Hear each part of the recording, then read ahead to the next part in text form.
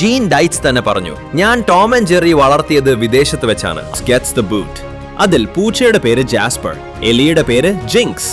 ഒരു അടിമത്ത ചിരി, അതെ ചിരിപ്പിക്കും. ഈ ഒരു ട്വിസ്റ്റ് ആയിരുന്നു വിജയം. പൂച്ച എപ്പോഴും പീഡകനല്ല.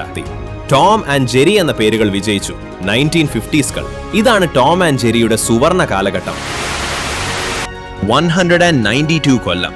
അതാണ് ടോം ആൻഡ് ജെറി പ്രായം. അതെ, ലോകത്തിലെ ഏറ്റവും പ്രശസ്തരായ ഈ രണ്ട് എതിരാളികൾ ഇത്രയധികം കാലമായി നമ്മെ ചിരിപ്പിക്കുന്നു. പക്ഷേ നിങ്ങൾ കരുതുന്നുണ്ടോ ഇത് വെറുമൊരു പൂച്ചയും എലിയും തമ്മിലുള്ള കലഹം മാത്രമാണെന്ന്? തെറ്റി. ഈ കാർട്ടൂണിന്റെ രക്തത്തിൽ അടയാളപ്പെടുത്താത്ത ഒരു ദുരന്തമുണ്ട്. യുദ്ധങ്ങൾ, സാമ്പത്തിക മാന്ദ്യങ്ങൾ, സ്വന്തം സൃഷ്ടാക്കളുടെ മരണം. ടോമും ജെറിയും ഇതെല്ലാം അതിജീവിച്ചു. എങ്ങനെ?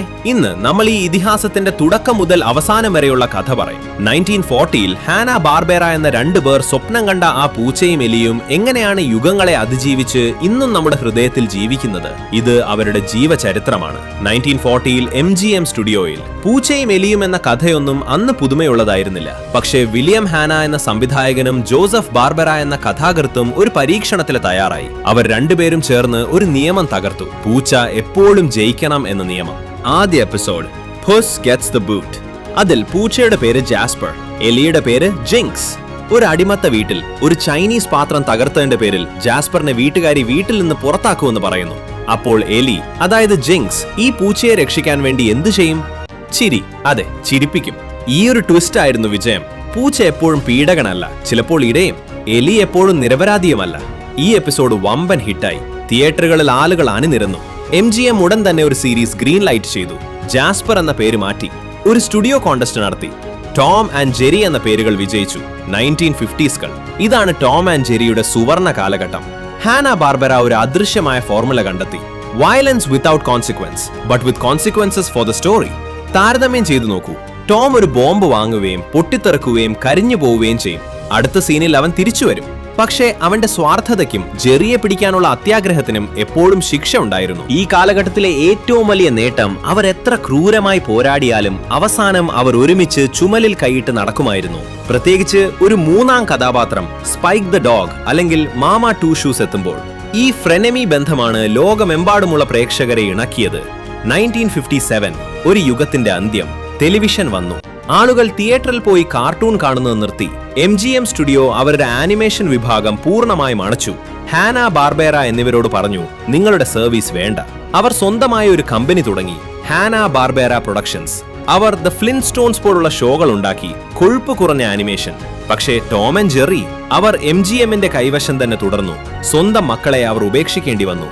1961 MGM ജീൻ ഡെയ്ച്ച് എന്ന ആൾക്ക് കാർട്ടൂൺ നിർമ്മിക്കാൻ കൊടുത്തു. ഓരോ എപ്പിസോഡിനും അന്ന് $10,000 ബജറ്റ് ഉണ്ടായിരുന്നു. ജീൻ ഡെയ്ച്ചിന് കിട്ടിയത് $3,000 കേവലം 5 ആഴ്ച സമയവും. ഫലം, ടോം ആൻഡ് ജെറിയിലെ ഏറ്റവും വിചിത്രവും ഭയാനകവും ഇരുണ്ടതുമായ എപ്പിസോഡുകൾ.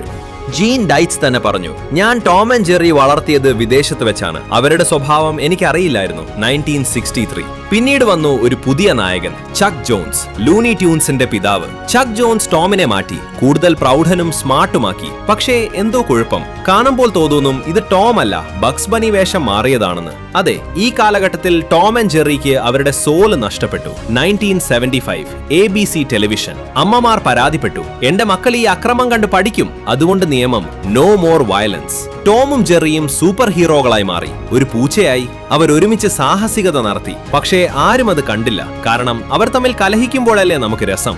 1980കളിലും 90കളിലും ടോം ആൻഡ് ജെറി പല രൂപങ്ങളിൽ ജീവിച്ചു, കുഞ്ഞുങ്ങളായി. പക്ഷേ ഇതെല്ലാം മറന്നു. 1992ൽ ഒരു ഫീച്ചർ ഫിലിം വന്നു. ടോം പാടുന്നു, ജെറി നൃത്തം ചെയ്യുന്നു. ബോക്സ് ഓഫീസിൽ ദയനീയമായി പരാജയപ്പെട്ടു. കാരണം പ്രേക്ഷകർക്ക് വേണ്ടത് ഒരു പൂച്ച എലിയെ പിന്തുടരുന്നതാണ്, വേറൊന്നുമല്ല. 2005 Warner brothers Tom and Jerry വാങ്ങി. അവരുടെ തീരുമാനമെടുത്തു, നമുക്ക് തിരിച്ചു പോകാം. ടോം ആൻഡ് ജെറി ടെയിൽസ് എന്ന പേരിൽ അവർ ഹാന ബാർബറയുടെ ആദ്യ ഫോർമുല തന്നെ ഉപയോഗിച്ചു. Violent slapstick, no talking, no lessons, just chaos. ഇവിടെയാണ് ഏറ്റവും വികാരമുള്ള ഭാഗം. 2005ൽ 94കാരനായ ജോസഫ് ബാർബറ വീൽ ചെയറിലിരുന്ന് സ്വന്തം കൈകൊണ്ട് ഒരു ടോം ആൻഡ് ജെറി എപ്പിസോഡ് സംവിധാനം ചെയ്തു, ദ കരാട്ടെ ഗാർഡ്. അത് 62 വർഷങ്ങൾക്ക് ശേഷം അദ്ദേഹം നിർമ്മിച്ച ആദ്യ എപ്പിസോഡായിരുന്നു. ആ എപ്പിസോഡ് ഒരു എമ്മി അവാർഡിന് നോമിനേറ്റ് ചെയ്യപ്പെട്ടു. അതെ, വൃദ്ധനായാലും സ്വന്തം സൃഷ്ടി എങ്ങനെ ജീവിക്കണമെന്ന് ബാർബെറായ്ക്ക് അറിയാമായിരുന്നു. 2021 live action plus CGI Tom and Jerry in New York. വമ്പൻ സ്റ്റാർ കാസ്റ്റ്. എന്തായിരുന്നു ഫലം? ഡിസാസ്റ്റർ. തിയേറ്ററിൽ വന്നില്ല, HBO മാക്സിൽ വന്നു. പക്ഷേ കുട്ടികൾ കണ്ടു. ടോമും ജെറിയും അവർക്ക് പുതുമയുള്ളതായിരുന്നു. ഇവിടെയാണ് യഥാർത്ഥ വിജയത്തിന്റെ രഹസ്യം. ടുഡേ 2024ലും Tom and Jerry is immortal. കാരണം മീംസ്.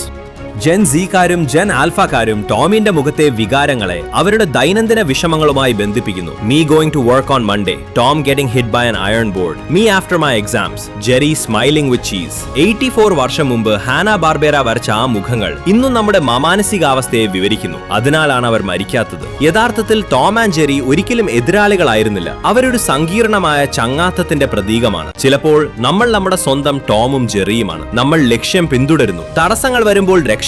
ചിലപ്പോൾ നമ്മൾ പരാജയപ്പെടുന്നു, എരിഞ്ഞു പോകുന്നു. പക്ഷേ അടുത്ത ദിവസം ഉണർന്ന് വീണ്ടും ഓടുന്നു. 1940 മുതൽ ഇന്ന് വരെ 84 വർഷങ്ങൾ, 6 രാഷ്ട്രപതിമാർ, 3 യുദ്ധങ്ങൾ, ഒരു പാൻഡമിക്. ടോമും ജെറിയും ഒരേ ചിരി തന്നെ നമുക്ക് സമ്മാനിച്ചു. അവരുടെ കഥ യുദ്ധത്തിന്റേതല്ല, അത് അതിജീവനത്തിന്റേതാണ്. ഇനി ഒരു പഴയ എപ്പിസോഡ് കണ്ടു നോക്കൂ. കുട്ടിക്കാലം തിരികെ വരും. നിങ്ങളുടെ കുട്ടിക്കാലം ഏത് ടോം ആൻഡ് ജെറി ആയിരുന്നു? ആന ബാർബേരയുടെ ഗോൾഡൻ എയർ ആണോ? ജീൻ ഡൈച്ചിന്റെ സ്ട്രേഞ്ച് ഹൊറർ ആണോ? ചക്ക് ജോൺസിന്റെ ആർട്ടിസ്റ്റിക് ക്യാറ്റ് ആണോ? കമന്റിൽ പറയൂ. ടോമും ജെറിയും ഒരുപക്ഷെ യുദ്ധം നിർത്തിയേക്കാം, പക്ഷേ നമ്മൾ അവരുടെ കഥ ഇനിയും പറഞ്ഞുകൊണ്ടേയിരിക്കും.